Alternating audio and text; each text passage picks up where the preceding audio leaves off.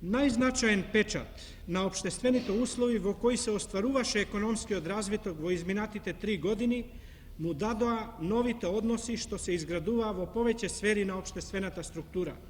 На тој план од посебно значење се промените во положбата на Федерацијата и новиот статус и одговорностите на републиките и покрајините во југословенскиот федерализам. Дојде до корените измени во економските функции на Федерацијата и во финансиските односи меѓу Федерацијата и републиките, односно покрајините. Ликвидирањето на вонбуџетскиот биланс на ниво на Федерацијата, пренесувањето на државниот капитал на републиките и покрајините, укинувањето на сите фондови за интервенции во стопанството, напуштањето на правото на Федерацијата на самостојно заклучување на дворешни и внатрешни заеми, како и ограничувањето на фискалната сувереност на Федерацијата само на пропишување сопствени извори на приходите, внесување на своевидна федерална структура во емисиониот систем, во Конституцијата и функционирањето на Централната банка, пренесувањето на правата за регулирање на суштествени области на стопанскиот систем на меѓурепубличко одлучување, воведувањето на котизација за обезбедување на поголемиот дел од потребите на сојузниот буџет и друго, представуваат длабоки и принципиелни промени кои наложија не адаптирање, туку во основа нов пристап во поставеноста и ангажирањето на републиките и покрајините. Втора карактеристика на општите услови во кои се остваруваат целите на општествениот развиток во изминатите 3 години со изразено влијание врз материјалните односи и политичката состојба во земјата е упорното манифестирање на инфлацијата. Инфлаторниот процес немаше класичен вид на пореметување на глобалната понуда и побарувачка. Таа не се јави само како инфлација на побарувачката, туку едновремено и како инфлација на трошоците, заради ширењето на меѓународната нестабилност, дејството на светската монетарна криза и нарушувањето на интервалутарните курсеви. Таа беше потенцирана со домашната политика на резко менување на диспаритетите на цените на такви производи и услуги кои имаат широко влијание врз трошоците на работењето во стопанството и врз животниот стандард на луѓето, цените на сообраќајот, енергијата, земјоделските производи и други. И конечно, напластените структурни диспропорции во развитокот на земјата му придадоа на нестабилноста и белези на структурна инфлација со подолготраен карактер. На единствен пазар, со многу нагласена децентрализација, стабилизационата политика може да даде резултати само под услов на целосна и добро координирана акција на сите општествено-политички заедници и на субјектите во стопанството, зашто последиците од непотполното и недисциплинираното реализирање на договорените мерки се прошируваат релативно брзо на сите подрачја и во сите сектори на стопанството. Во изминатите 3 години е спроведувана активна стабилизациона политика која не позволи инфлацијата да поприми типично неконтролирани форми и манифестации, да ги девалвира критериумите и наруши токовите на репродукцијата. Општата и заедничката потрошувачка му беа сериозно подредени на рестриктивната политика. Буџетскиот суфицит скоро целосно му се врати на стопанството преку отплата на обврските, растоварување од фискалната пресија и со интервенции за санација и подобрување на ликвидност. Инвестиционата потрошувачка мораше да се повлече во коритото на реално расположливата акумулација, а глобалното ниво на личните доходи од работниот однос беше успешно одржувано во корелација со доходот и продуктивноста, главно преку дејството на општествените договори и самоуправните спогодби, кои се потврдуваат како специфичен, самоуправен механизам на така наречената политика на доходот во врска со неговата макро и микрораспределба. Сепак, инфлаторните процеси ги надминаа значително очекуваните рамки, поради некомплетноста на мерките на стабилизационата политика, несоодветната одмереност на нивните квантитативни ефекти и недоследноста во спроведувањето на усвоената политика. Изостанаа ефикасни мерки за неутрализирање на порастот на цените на репродукционите материјали од увозот, поради светските поместувања на тие цени и во врска со спроведуваните промени на паритетите на домашните и светските валути. Освен тоа, притисокот на домашното стопанство, подхрануван од регионалните интереси, доведуваше до пробивање на договорените лимити, како и до инсистирање за брзо и скоковито менување на релативните односи на цените, без долгорочна, временски добро распоредена димензија на тие промени и без нивното неопходно усогласување со основниот курс на стабилизацијата и посебно со политиката на животниот стандард. Не може да се зборува ни за успешно дејство на монетарно-кредитните инструменти во неутрализирањето на емисионите ефекти од иселеничките дознаки и од порастот на девизните резерви. И конечно, не беа адекватни реагирањето и интервенциите за попълнување на дефицитите, што повремено настанува во понудата на одделни стоки на домашниот пазар. Очевидно е дека упорното одржување на внатрешните и надворешните извори на инфлаторни притисоци бараат да се изгради покомплетна стабилизациона програма во која досега имаше значајни непокриени простори. Надвор од сите предпоставени услови, во текот на 71-73 година мощне крупно влијание врз стопанските движења изврши неликвидноста. Кога денес се оценуваат трагите од неликвидноста во 72 и 73 година, треба да се прави разлика меѓу два одделни аспекта. Прво, стана објективно невозможно да се пролонгира состојбата на напластените должничко-поверителски односи во самото стопанство, а и со нестопанската сфера.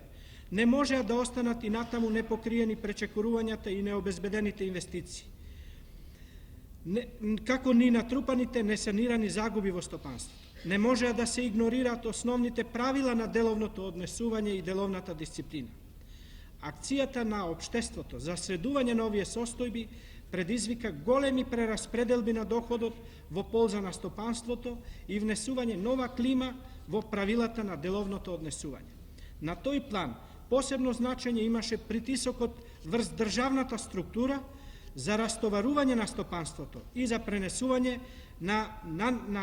во негова полза на концентрираните средства во државниот капитал и во анонимниот капитал на банките. Вториот аспект меѓутоа на мерките во врска со средувањето на економско-финансиските односи и на неликвидноста се однесува на одразот врз производството и општата активност на стопанство. Спроведувањето на пропишаните мерки предизвика во многу случаи одлагање и намалување на набавките на репроматеријали и редуцирање на производството и на реализацијата. Тоа е една од главните причини што после високите стапки постигнати во 70 и 71 година дојде до опаѓање на динамиката во 72 и половината на 73 година. Освен тоа, опадна и волуменот на инвестициите заради обврската за покривање на пречекорувањата и загубите, заради задолжителното попълнување на обртните фондови и заради блокирањето на доходот за благовремено ненаплатени побарувања.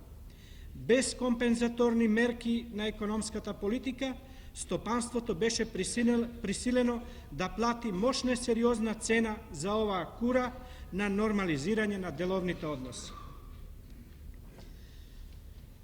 Во материјалниот растеж и структурните трансформации во изминатите 3 години е остварена релативно висока динамика во сите сектори на стопанството, а пред се во индустријата и во терцијарните дејности.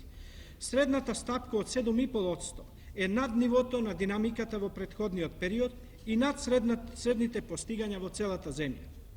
Сепак, тоа ниво е пониско од планираните големини и тоа не остана без реперкусии врз продуктивноста на трудот, врз акумулативноста на стопанството и нивото на животниот стандард.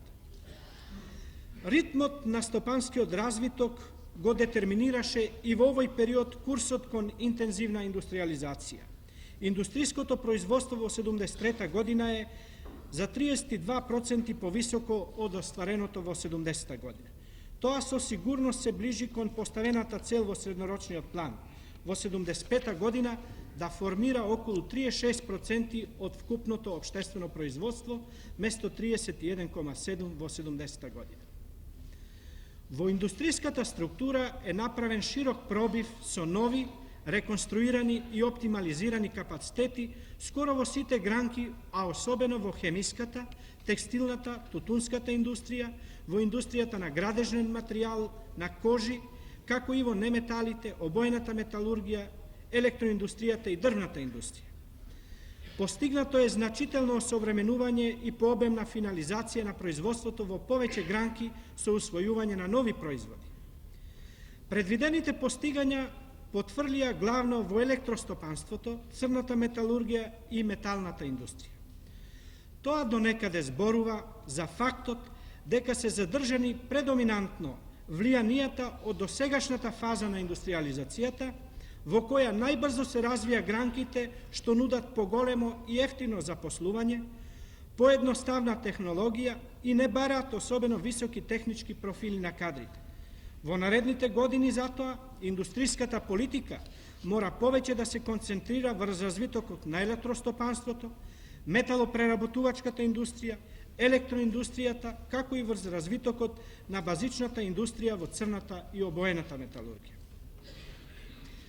Посебна карактеристика на индустриализацијата во изминатите 3 години представува широката територијална дисперзија на изградените и реконструираните капацитети, поттикната особено со инвестициите од средствата на заемот, со насочените инвестиции од Фондот за развој за работно интензивни вложувања, со политиката за помагање на развитокот на недоволно развиените краишта во Републиката и други.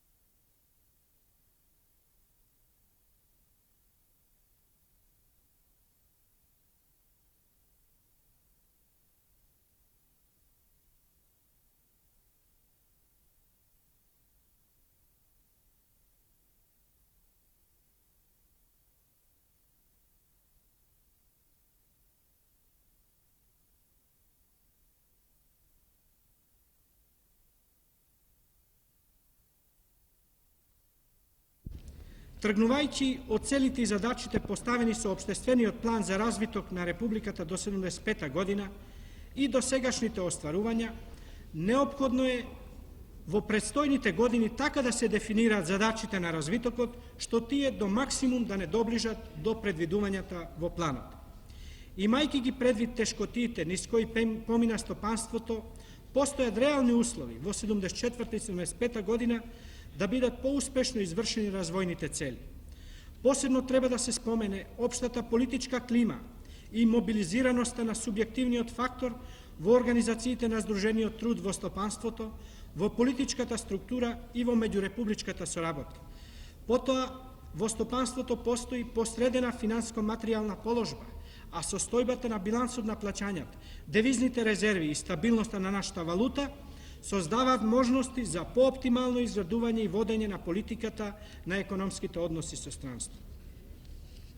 Анализите покажуваат дека е можно во наредните 2 години да се постигне динамика на пораст на општественото производство од 8% годишно, место 7,5% во изминатите 3 години, да се покачи продуктивноста на трудот на 5%, место постигнатите 2,8% во 1971-1973 година.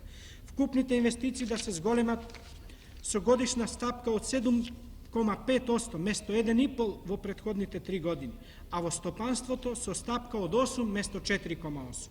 И конечно, тоа што е во основа и целта на секој развиток, животниот стандард да забележи пораст по стапка од 6,5%, место 3,9% во 1971-1973 година.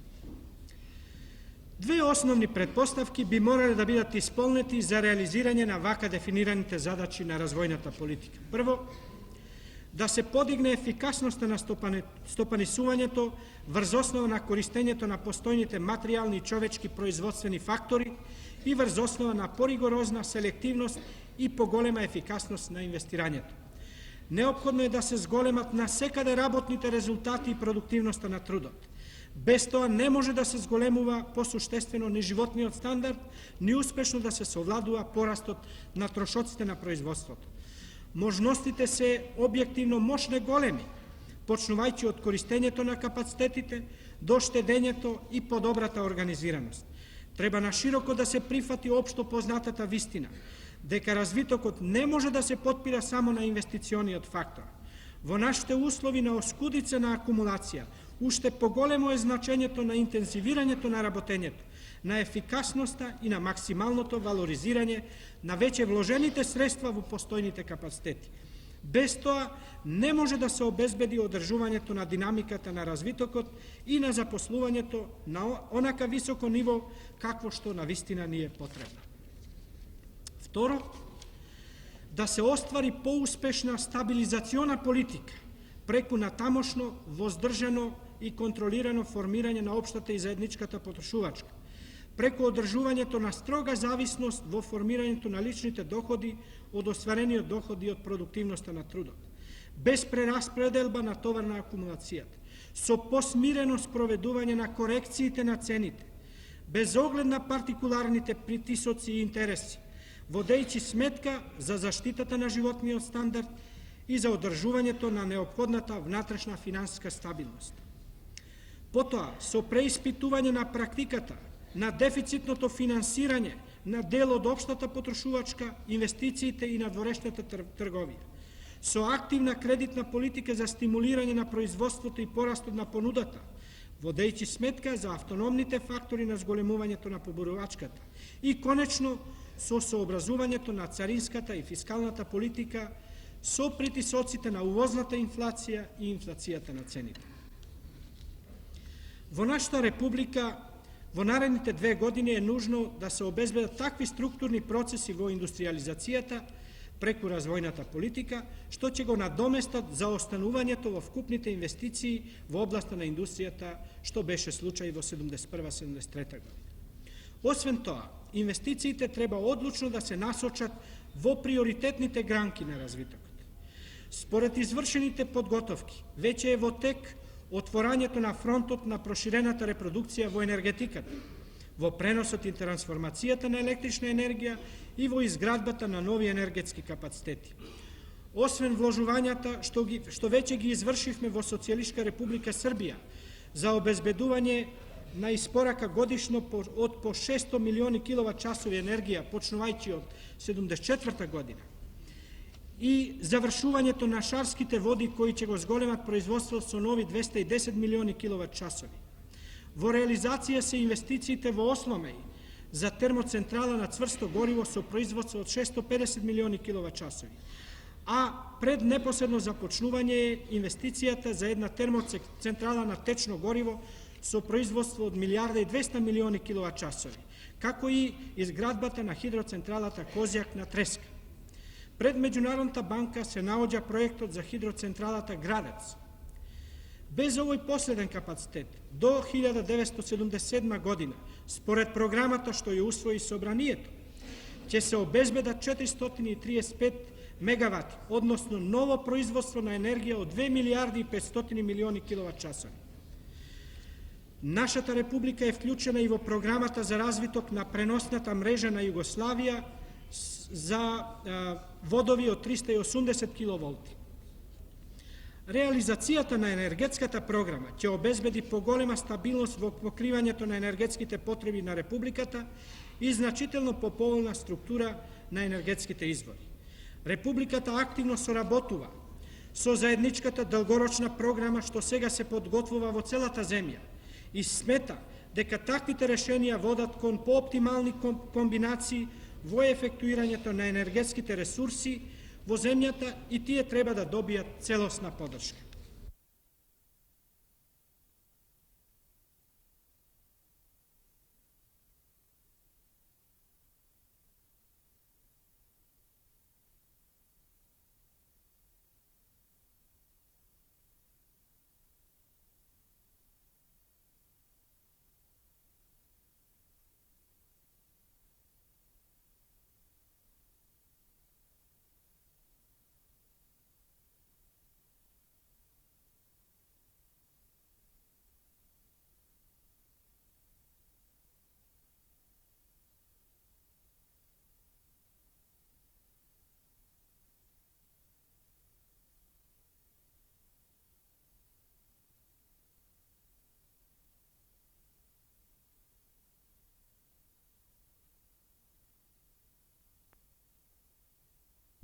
Едновремено, се посуштествено станува прашањето за надминување на проблемот на ниската продуктивност и релативно високите трошоци во дел од стопанството, односно прашањето за општо подигање на ефикасноста на стопанисувањето.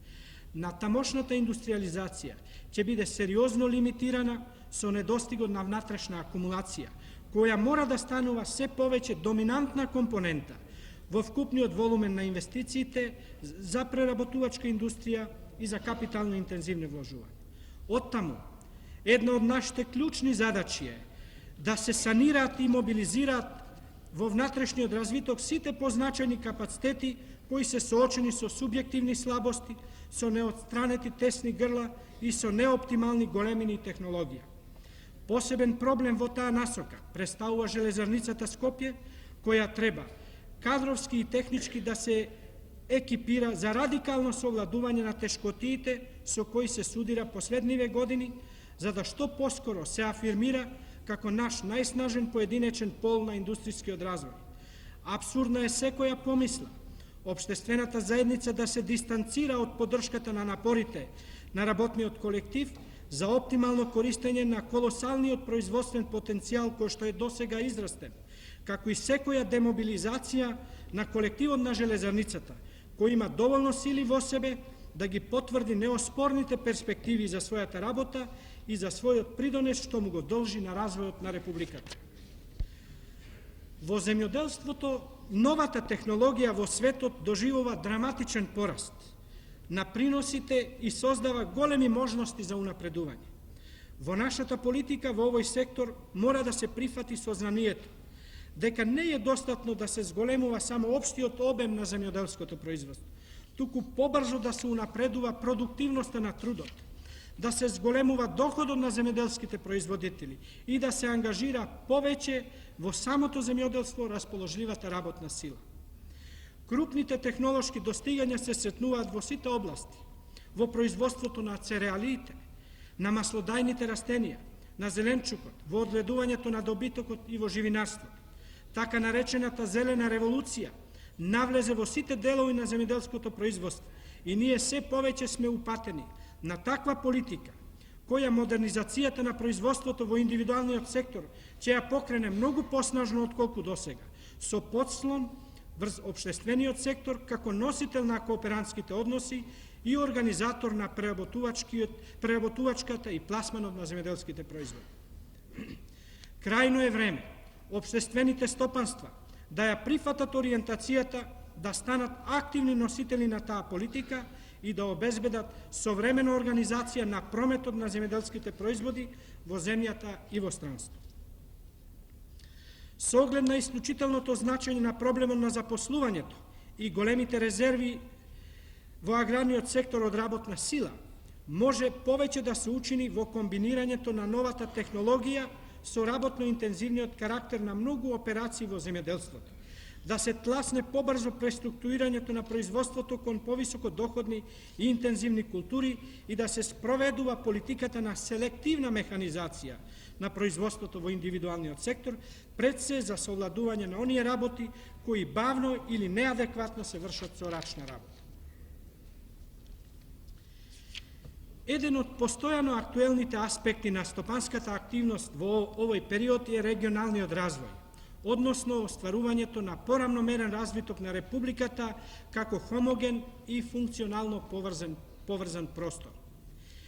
И покрај фактот што оваа компонента на нашиот општествено-економски раст